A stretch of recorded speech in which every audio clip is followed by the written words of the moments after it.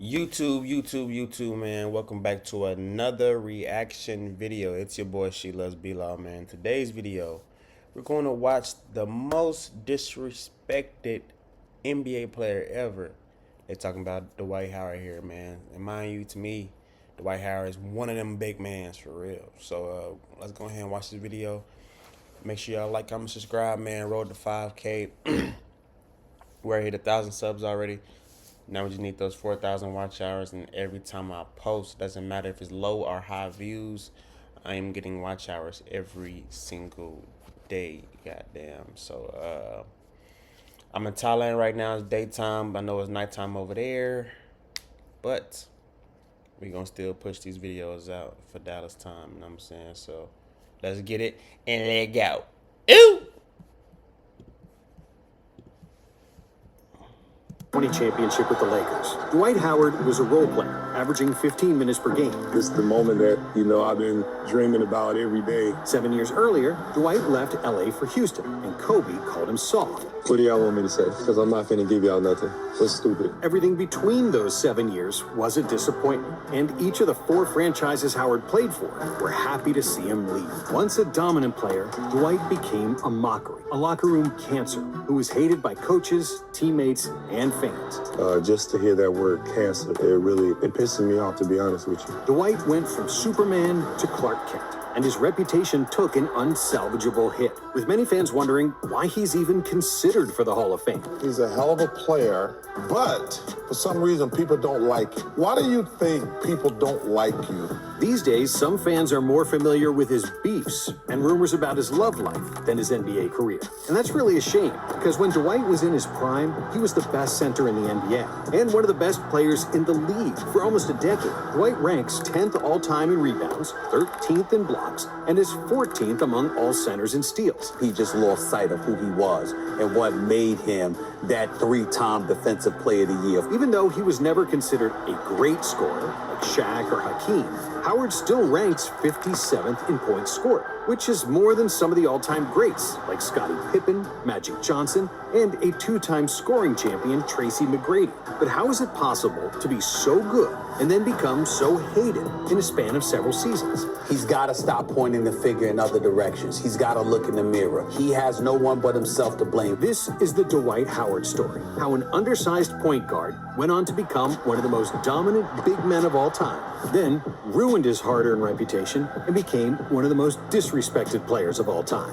I really can't believe how disrespected, I feel. And then I get punched in the face like that. While players are lucky to make the NBA, Dwight Howard is lucky to be alive. Before he was born, his mother went through 7 miscarriages. Dwight was our miracle baby. If you struggle with focus, this sound might change everything. Crazy.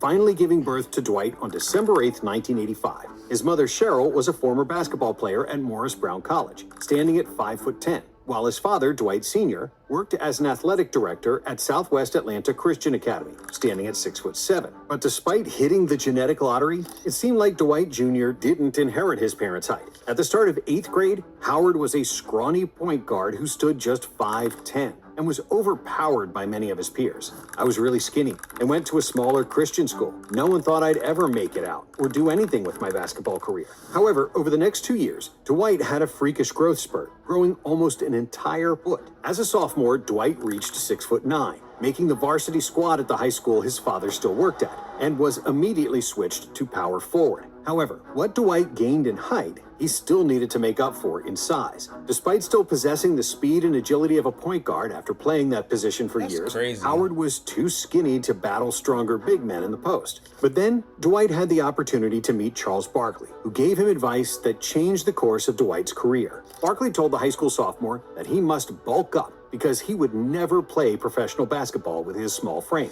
The very next day, Howard went to the gym with his father for the first time. I remember in high school my dad taking me to the gym, and I couldn't bench press 1 plate. If you're going to be a basketball player, whatever endeavor, that you need to practice and do your very best. However, with a strong work ethic, Dwight was quickly able to put on muscle. And when the size met athleticism, a monster was born. As a senior, Howard reached his adult height of 6'11", and he absolutely dominated. Everybody had written us off from day one, but we stuck with it. Dwight led his team to a 31-2 record and the 2004 state title, while averaging 25 points, 18 rebounds, 8.1 blocks, and 3.5 assists per game. In one of the best McDonald's All-American games ever, which featured 7 future first-round picks, Dwight was the co-MVP with J.R. Smith, scoring 19 points and 8 rebounds in just 16 minutes on the court. And even though he was still fairly skinny for his height, weighing just 225 pounds, and was wanted by all major universities, Dwight decided to follow the footsteps of his basketball idol, Kevin Garnett, and join the NBA straight after high school. And 12 years after they selected Shaq with the first overall pick, the Orlando Magic lucked out again, winning the draft lottery. After which, Dwight Howard became just the 3rd high school player to get selected first overall. With the first pick in the 2004 NBA draft, the Orlando Magic select Dwight Howard from Southwest Christian Academy. I thank God just for allowing me to sit right here, be the first person selected, this feels so good. Howard joined a depleted Magic squad that had finished with only 21 victories the previous season, and had just traded their best player, Tracy McGrady, to Houston. However, with the return of the always injured Grant Hill, and solid contributions from Steve Francis, Cuttino Mobley, and Dwight, the Magic improved by 15 wins, almost making the playoffs. And despite battling much stronger players in the post, and often getting pushed around by the likes of Shaq, Yao Ming, and Tim Duncan, Howard's athleticism and speed made up for the lack of size. Dwight averaged 12 points, 10 rebounds, and 1.7 blocks per game, becoming the youngest player in NBA history to average a double-double in the regular season. He also became the youngest player ever to average at least 10 rebounds in a season, and the youngest ever to record at least 20 rebounds in a game. Still, there was a lot of room for improvement, and Dwight hit the gym hard in the offseason. He showed up to training camp with 20 extra pounds, all of which were pure muscle, as he was now benching 365 pounds, just 4 years after he couldn't bench a single plate. Furthermore, he also worked hard on his defense and his post game, as it was Orlando's goal to play him at center full time, since he was too skinny to play center as a rookie. And that hard work paid off. In his sophomore season, Howard improved his numbers to 15.8 points and 12.5 rebounds per game, ranking 2nd in the NBA in rebounds and double-doubles, while finishing 6th in field goal percentage. On November 15, 2005, against the Charlotte Bobcats, Howard recorded 21 points and 20 rebounds, becoming the youngest player to record a 20-20 game. But despite Howard's improvement, injuries to Grant Hill and starting point guard Jameer Nelson hurt Orlando's playoff hopes, as they once again finished with 36 wins and failed to make the playoffs. However, that would change in Howard's 3rd season. With even more muscle and more experience, Dwight became a dominant presence under the basket, averaging 17. Man, y'all gotta realize how good this nigga really was, bro. He was one of them ones, man. I'm telling you. 18.3 points, 12.3 rebounds, and 1.9 blocks per game. With over 60% shooting from the field, Howard ranked 2nd in the NBA in efficiency. And on February 9th against the Spurs, he made a game-winning alley-oop off an inbound pass at the buzzer. Dwight made the All-Star and All-NBA 3rd team, pushing the Magic to the playoffs for the first time in 4 years. However, the more experienced Pistons made quick work of Orlando, sweeping the Magic, despite Howard averaging 15 points and 15 rebounds per game in the series. When the season was over, Coach Brian Hill was replaced by Stan Van Gundy, a coach who would help Dwight become a superstar, but who would also clash with Howard on numerous occasions. In their first regular season together, Dwight again improved his numbers, averaging career highs across the board, with 20.7 points, a league-leading 14.2 rebounds, and 2.1 blocks per game. While shooting 60% from the field, Dwight had become the best center in the NBA. And despite his high-flying dunks in the regular season, Howard saved the best for the dunk contest. We've never had a guy this tall who can jump like this. But after the first dunk behind the backboard, Howard showcased his showmanship by putting on the Superman cape. Superman is in the building. Accompanied by the great sound bites from Kenny Smith, Dwight completed one of the most insane dunks in the history of the dunk contest. Oh my gosh.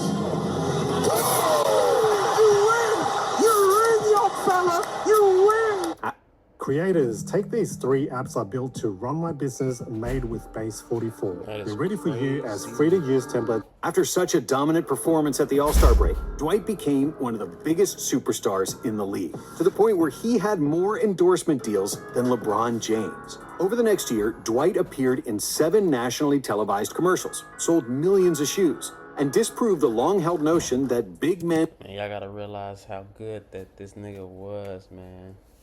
I'm telling you, that boy Dwight Howard, Hall of Fame. Beyond Shaq can't move product. However, after the All-Star was over, Dwight was back at his day job, catching lobs and destroying rims league-wide. He helped the Magic win 52 games, the most since the Penny and Shaq era in 1996, and Orlando made the playoffs as the 3rd seed. Playing against the Raptors, Dwight posted 3 games with over 20 points and 20 rebounds, averaging 22.6 points, 18.2 rebounds, and 3.8 blocks per game, while making 63% of his shots. Even though Magic had an extremely thin bench, it didn't matter, as Dwight was such a huge difference maker, helping Orlando to win their first playoff series in 11 years. However, in the next round, the much deeper Pistons were once again too strong, and Orlando lost the series in 5 games. For the next season, even though the Magic didn't acquire any notable additions, Coach Van Gundy decided to tweak the team's tactics by ditching the traditional power forward and surrounding Dwight with 4 shooters. The Magic's system was simple, especially from today's perspective,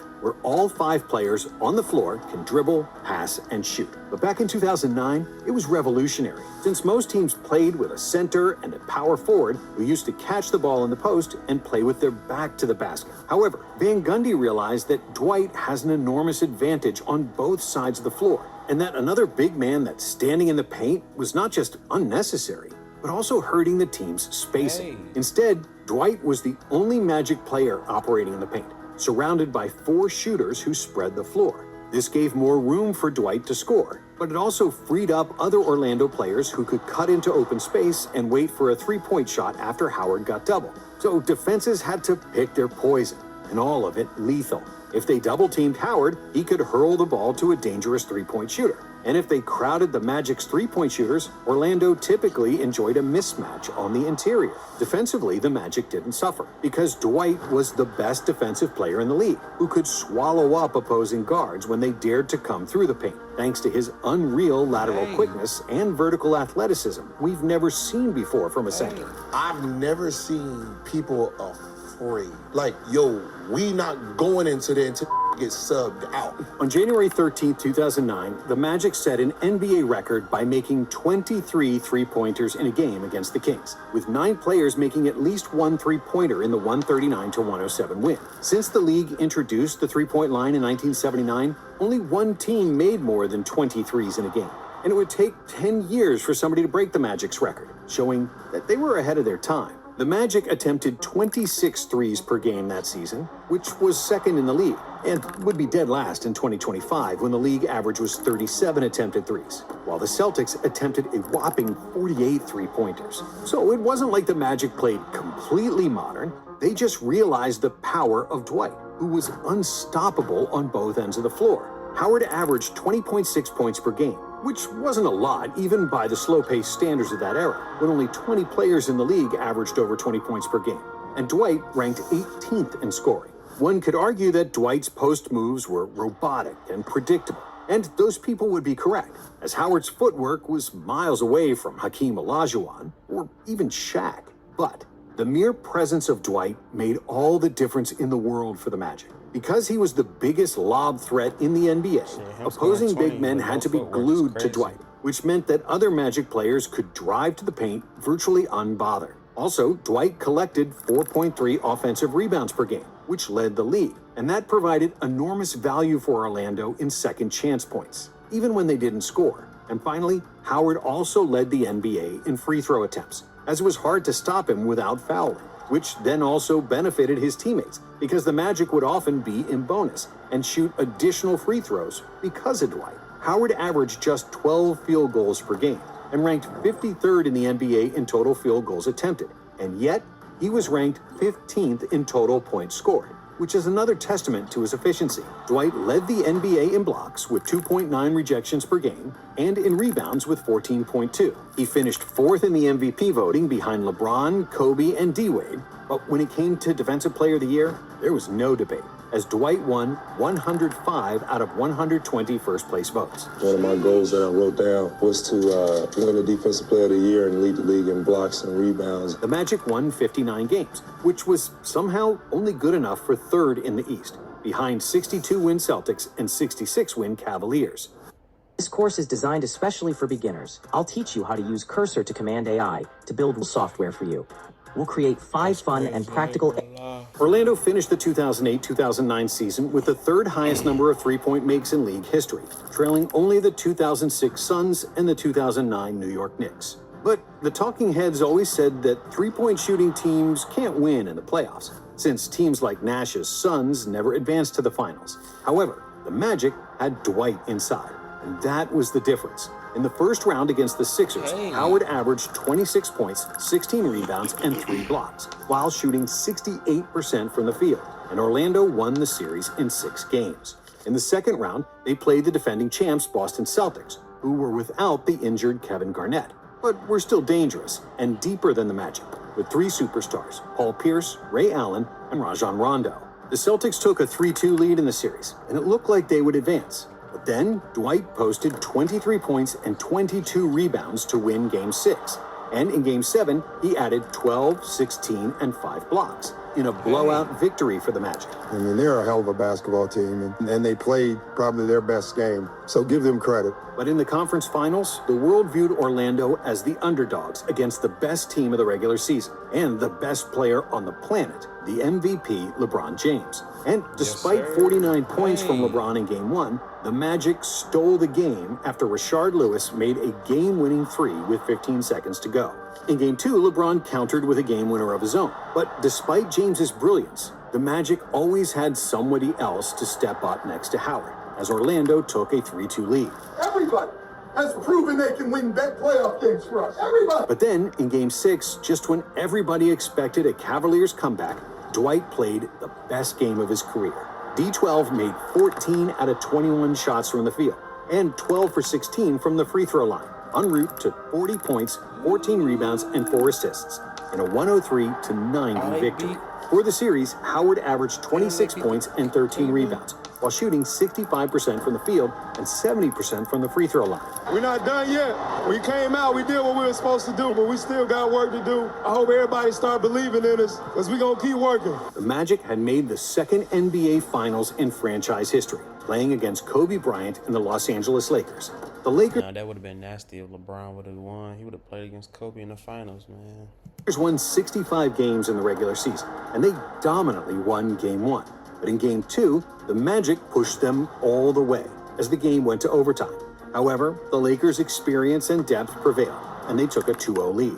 But in Game 3, Orlando showed their teeth, winning at home with a balanced offense as 5 players scored 18 points or more. And yet, it was all they could do. Despite Dwight's dominance under the basket, the Lakers had Gasol, Bynum, and Odom to throw at him, which slowed down Orlando's center. In Game 4, Howard put up 21 rebounds and a finals record of 9 blocks in a game, but the Magic lost another game in overtime. With more depth and Kobe playing the best basketball of his career, the Magic had no chance, as the Lakers won the next game and the championship. During the 2009 playoff run, Dwight averaged 20.3 points, 15.3 rebounds, 1.9 assists, and 2.6 blocks, while shooting 60% from the field. With his rise and the slowing down of Shaq, Yao Ming, and Tim Duncan, Howard became unquestionably the best big man in the NBA. And the world expected his further growth and that the Magic would become a dynasty. Unfortunately, neither of those things materialized. In 2010, the Magic got off to a strong start, winning 17 of their first 21 games. The new additions of Vince Carter, Matt Barnes, and Ryan Anderson gave even more shooting options for Van Gundy. And Howard, too, was smiling on the court, as he often did. But inside, Dwight was not completely happy. He averaged just 10 shots per game, which was more than 2 fewer than the previous year. And for the season, he ranked 109th in the league in field goals attempted per game, and was 4th in attempted shots on his own team. And when you consider that Dwight led the NBA in field goal percentage, making 61% of his shots, it's easy to see his growing discontent with Van Gundy and his role in the offense. Yeah, this nigga is killing. I have a problem. Best big man. I can read in English, but when people speak, I don't understand. But on the flip side,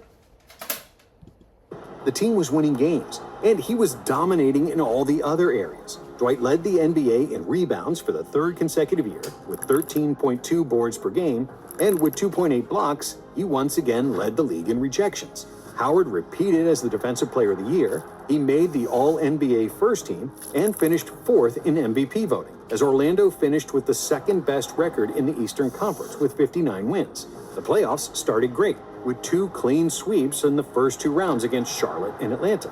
But in the conference finals against the Celtics, Boston won the first 3 games in the series, stunning the Magic fans, who hoped they would make the finals again.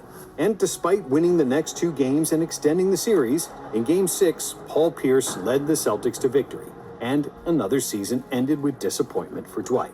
During the 3 playoff series, Howard averaged 18 points, 11 rebounds, and 3.5 blocks, despite taking just 10 shots per game. However, in the following season, Dwight privately and publicly started to demand the ball more, which resulted in career highs in points. Dwight was averaging 22.9 points per game on 13.4 shots, along with 14.1 rebounds and a career-high 1.5 steals and 2.4 blocks. He finished second in MVP voting behind Derrick Rose, and he once again won Defensive Player of the Year in a landslide, winning 114 out of 120 first-place votes. Even back then, when he was in his prime, the narrative around Dwight was that he was a subpar post-up player who lacked the touch and finesse of Hakeem and even Al Jefferson and Zach Randolph. And while it was true that Dwight was mechanical and stiff, he was actually very effective down low. In 2011, he averaged roughly 1 point per post-up, or about 50% efficiency on each shot, which is very good. If you include assists, the number rises to 1.1 points per possession. And that doesn't even include hockey assists and the overall off-ball gravity that Dwight produced with his presence under the basket. Dwight's low post game might have looked ugly, but it was the fundamental component of Orlando's potent inside-out half-court offense. In 2011, Howard became the first player in league history to win Defensive Player of the Year for 3 consecutive seasons, while Orlando made the playoffs as the 4th seed. Amid multiple trades and roster shakeups, the Magic lost the continuity they had in recent years, and they surprisingly lost to the Hawks in 6 games in the first round of the playoffs. Howard played arguably the best series of his career, averaging 27 points. They had a good team, man, but I felt like they needed another superstar. They had a bunch of role players who was great as hell, but still. 15 rebounds and 2 blocks per game, while shooting 63% from the field and 68% from the free throw line. But despite the impressive numbers and individual awards, it was becoming increasingly clear that Dwight was not a leader. His body language was often bad, and he wasn't mad if the team underperformed as long as he got his numbers. And while his stats were trending upward, his team's performance was trending downward. With his contract expiring, the next season became a year of speculation and is now commonly referred to as the Dwightmare. Before the season even started, Dwight demanded a trade to Brooklyn, but then backed down from it, saying that he wants to stay in Orlando. I want to stay and finish the season. I want to be here and I want to bring a championship here. Dwight was all smiles in front of the camera, but behind the scenes, he was going through hell. He just had his 5th kid with a 5th different woman. He also What in the fuck? Idiot. You got 5 kids with 5 different baby mamas, bro. Yeah, nah, you tripping. Found out that his friends and staff were stealing money from him for years, on top of dealing with the everyday grind of the NBA. To cope with everything, Dwight was consuming tons of sugar, an equivalent of 24 candy bars per day, which nearly destroyed his nervous system. I used to have a big pantry full of candy from Sam's Club. We would get Tootsie Rolls, Lollipops, Skittles, Starburst, Twix, Snickers, every candy you could think. It was like a gas station at my house. But on the court, Dwight was still at the top of his game, averaging 20 points and a league-leading 14.5 rebounds in 2012. And yet, the disconnect between Howard and Van Gundy was becoming impossible to ignore. Towards the end of the regular season, With Orlando playing mediocre and sitting in the 6th spot in the East, Van Gundy openly admitted that Howard wanted him fired. Do you believe that Dwight has asked for you to be fired? Yes, I know he has, so. And how do you know it's true? I was told it was true by people in our management. So, you know, right from the top. And to make a bad situation worse, just moments after the coach said that, Howard showed up at the press conference and hugged Van Gundy with a wide smile and joyful energy, which came across as extremely weird and fake. We're worried about winning games. Yeah, what's our main concern right now? We have to stop Carmelo Anthony and the New York Knicks tonight. And the New York Knicks. That's exactly That's right. the plan, right? Stan just said that you wanted him fired. I said that? No, that's what Stan said. Who did I say that to? It was one of the most awkward interviews in NBA history. been But weird. before the Magic even had a chance to implode and lose the playoffs, things got worse. Dwight injured a disc in his back, which required surgery, and he was out for the season. With their best player out of the lineup, Orlando lost in 5 games to the Pacers in the first round, after which Van Gundy got fired. But the love was long lost between the Magic and their best player, and Howard once again demanded a trade. And finally, on August 10th, 2012, Howard was traded from Orlando to the Los Angeles Lakers in a trade that also involved the Philadelphia 76ers and the Denver Nuggets, in a huge deal that saw 12 players change addresses. I think it's time for change for my life. I'm just looking forward to the challenge, being great here in LA, and I'm looking forward to the future. The Lakers also signed a 2-time MVP, Steve Nash, who joined the nucleus of Bryant, Gasol, and Metta World Peace. Los Angeles had a superstar lineup, and some even anticipated they'd break the 1996 Bulls record and go 73-9 in the regular season. But it was the furthest thing from the truth. Because of his back injury, Howard wasn't Motion Array is the extra hand you need to supercharge every video. Each asset has been lovingly crafted by industry. Why is it making you mad? Look at the trash can. Why is it making you mad? It ain't make me mad, bro. It ain't make me Nah, mad. I'm trying. Like, you leaving it there, like. So where you put it at then? If the whole thing is full? Just on the ground type shit. On the ground. Man, get the fuck out of here, bro. Leading artists, templates, motion graphics, you hear that? footage, Do you hear that? AI tools, and more, all carefully curated. Like the trash in is one full, place. so I'll put it on so the you can floor. produce exceptional work. I get what you're saying, so they can see the Everything's trash. fully licensed and You ready do to that use everywhere. at the crib. So, go to Motion Array and take your videos. God damn, efficiently recovered when the season started, and it showed. He lost YouTube, man. I already know I'm young, but damn. No. 15, 20% of his athleticism, which was still enough to be one of the best centers in the league, but he wasn't Superman anymore, soaring through the air for lob dunks and spectacular blocks into the 5th row of the stands. With Nash also struggling with injuries and the Lakers being old and with a thin bench, the projected 73-9 season was barely cracking 500. Throughout the season, Nash and Bryant were pissed at Howard, who looked disengaged, lost, and not completely motivated on the level they were expecting. Howard was used to being the big man. He was used to everybody laughing at his jokes and being the center of attention. But that stuff wasn't going to fly with Kobe, who was super serious on and off the court, only interested in winning. Dwight looked like a bad fit culturally, and on the court, he was again demanding more post touches, while it was clear that the league was changing, and that he should focus on cutting screens and rolling to the basket in a pick and roll, especially with Nash as his point guard. At one point, Dwight even brought a stat sheet to the locker room to show Nash and Bryant that he only took a few shots, which further infuriated the two veterans. Okay, this damn AI shit has gotta be the funniest shit ever. Why would they do this, bro? Because of all that, Dwight lost his confidence, which is the worst thing that can happen to an athlete. I lost confidence in who I am as a player. I'd hear people say, "You should play more like Shaq." So I tried to bully guys, but that didn't work because I'm not as big as Shaq. Then I'd hear people say, "You smile too much. You should be more like Kobe." So I tried to put on a mean face and play mad, but I wound up getting all these stupid techs and flagrant fouls. But despite everything, Howard was still an elite rim runner, shot blocker, and a rebounder, as he led the league in rebounds for the 5th time, despite nursing a back injury and playing with a torn labrum for the majority of the season. However, the Lakers were a mess for the whole season, and they probably wouldn't even make the playoffs if it wasn't for Kobe, who went berserk towards the end of the year and started playing crazy minutes just to keep their playoff chances alive.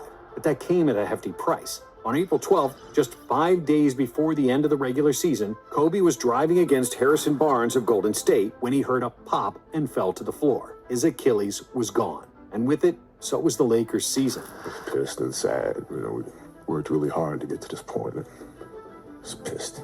Even though they eventually made the playoffs as the 7th seed, without Kobe, they were doomed. The Spurs made mincemeat out, easily sweeping the Lakers in the first round, even though Dwight played a solid series, averaging 17 points, 11 rebounds, and 2 blocks per game. You know, this was a tough season for everybody. It was really like a nightmare. Every game, you know, it felt like a struggle. And there for us. When the season was over, Dwight became a free agent. And even though the Lakers wanted him to come back, Dwight had other ideas. He joined the Rockets and their new superstar, James Harden. And at first, things were looking great. Dwight recovered some of the lost athleticism, and even though he wasn't the Orlando Dwight, he still averaged 18.3 points, 12.12 rebounds, and 1.8 blocks per game, while shooting 59% from the field. Howard made the All-Star team for the 8th consecutive year, as well as his 8th straight All-NBA selection. The Rockets won 54 games in the regular season, and in the first round, they played against the up-and-coming Blazers, led by LaMarcus Aldridge and Damian Lillard. And despite James Harden's scoring brilliance,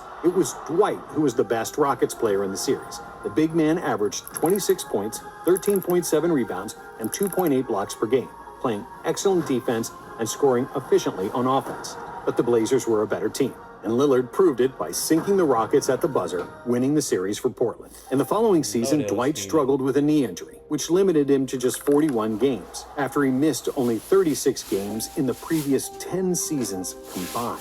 However, he got healthy for the playoffs, where his efficient scoring and rebounding dominance was once again at full display, as he averaged 17 points and 14 rebounds across the first 2 playoff series. But in the conference finals, the Rockets were doomed against the pace and space of the Golden State Warriors, who looked like they played a different game. Steph Curry and company won the series in 5 and made the finals, while the Rockets were at a... Hold on, YouTube. God damn. Sorry about that.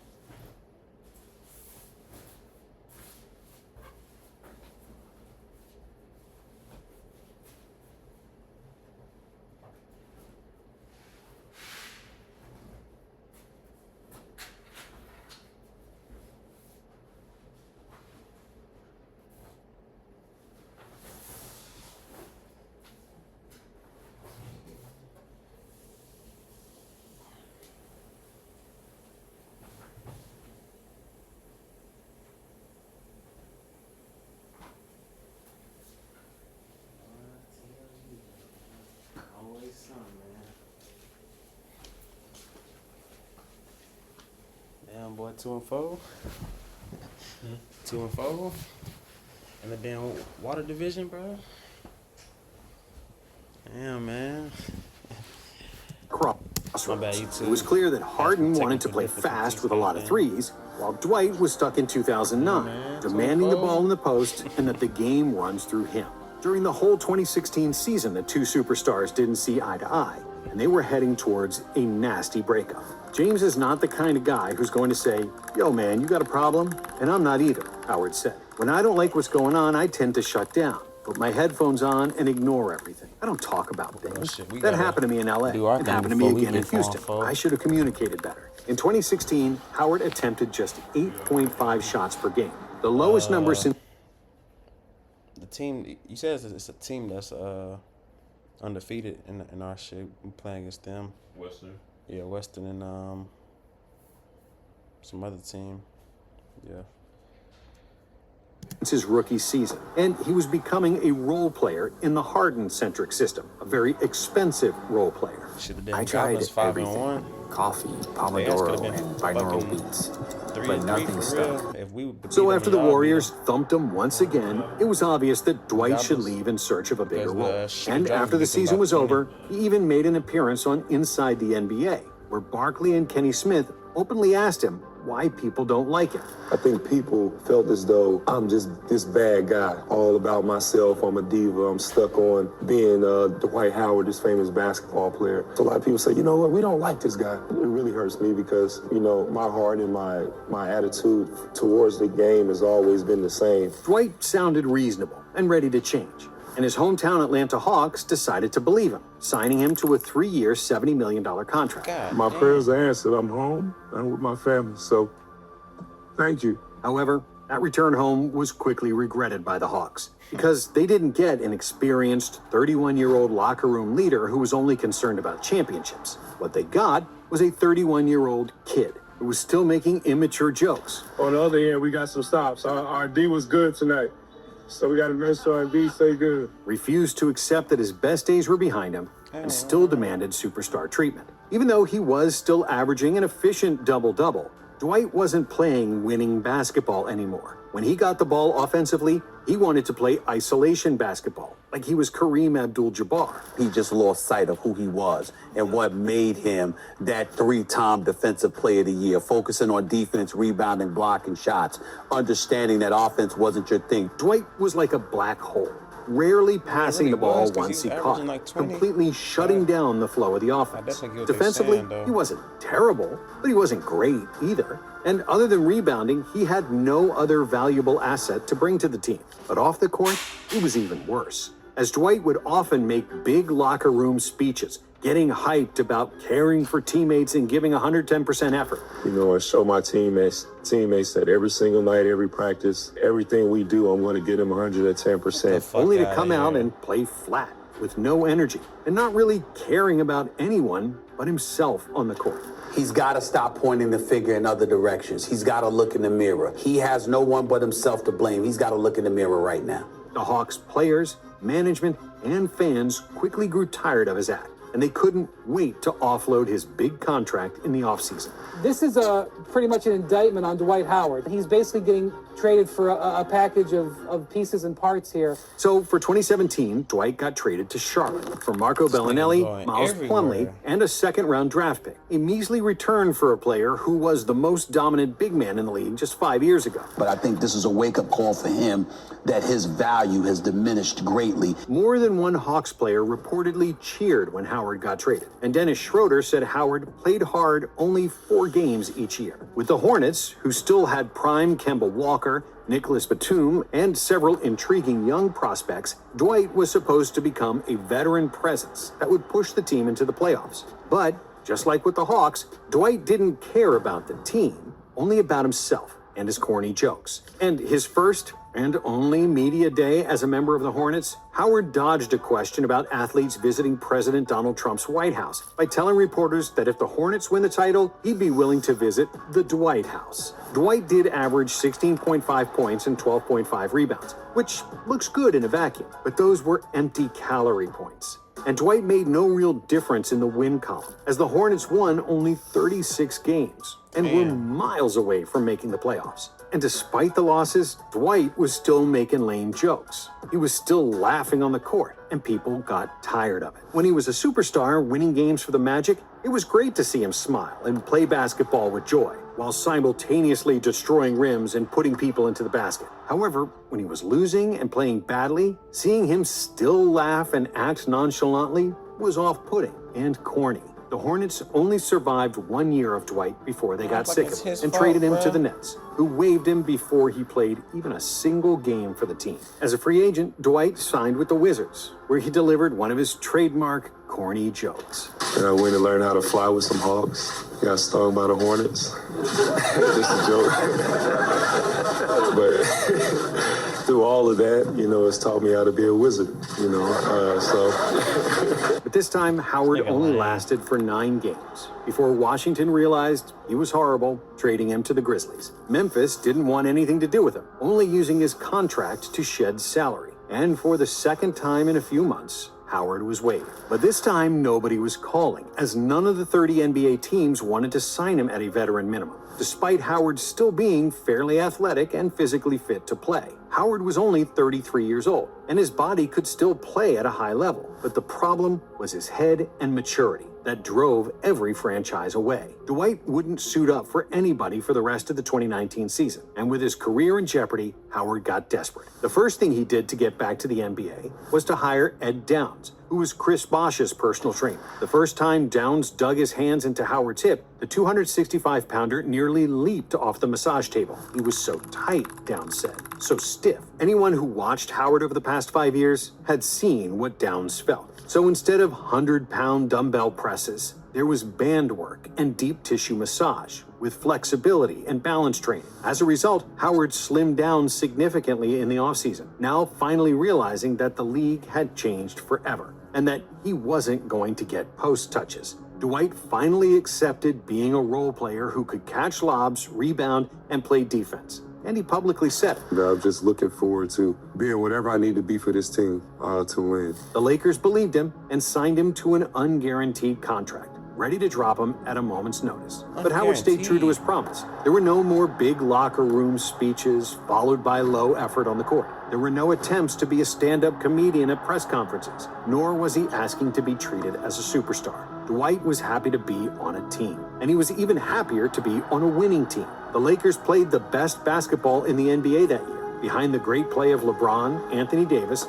and the strong perimeter defense of Alex Caruso, KCP, and Rajon Rondo. In a season that will forever be remembered as the bubble season, Dwight appeared in 69 games for the Lakers, playing 19 minutes per game off the bench, averaging 7 points and 7 rebounds, while converting 73% of his shots. In the playoffs, his role was slightly diminished, and he didn't play every game. But he was instrumental in guarding Nikola Jokic in the second round, playing arguably the best defense anybody played on Jokic in those playoffs. And even though he was only the 9th Lakers player in total minutes played in the finals, scoring a total of 17 points and 17 rebounds across 6 games, the Lakers won the title, and Dwight was finally a champion. This is the moment that, I've been dreaming about every day, since I came back to this team, holding up the trophy. It really still hasn't hit me yet. It was somewhat strange to see him win his title as a role player, but Dwight's story ultimately had a happy ending. Considering that he was out of the NBA and could barely find a team that would sign him, Howard winning a title with the Lakers